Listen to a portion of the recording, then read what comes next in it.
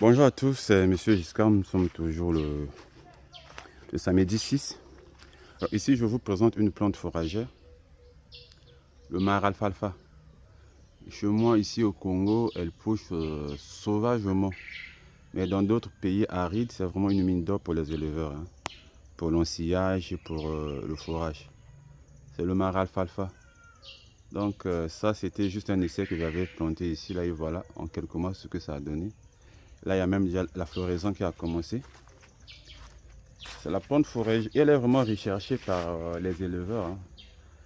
Ceux qui sont dans l'élevage des bovins, des caprins, des ovins, encore des moutons. Voilà. Ça, c'est le mar alfalfa.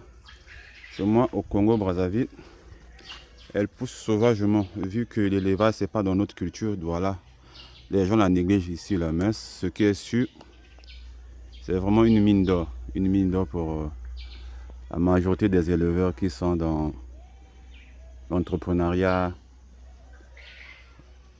Et lorsque vous plantez 1 hectare de cette plante, si vous vendez son fourrage, ça peut vous rapporter jusqu'à 30 millions l'année, bien sûr.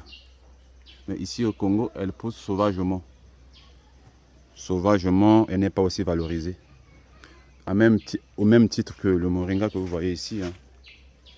Le moringa pousse très bien au Congo, mais le moringa n'est pas valorisé.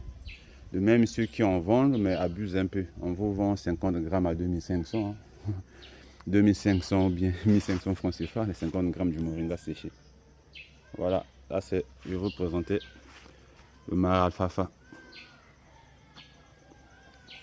Ici, j'avais juste planté une tige de mar alfalfa avec plus ou moins 10 nœuds.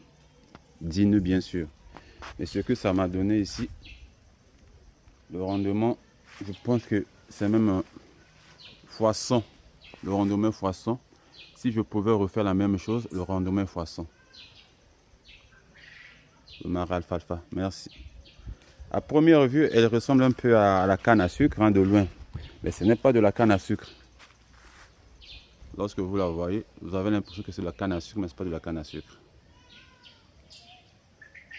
Les feuilles sont beaucoup plus larges aussi.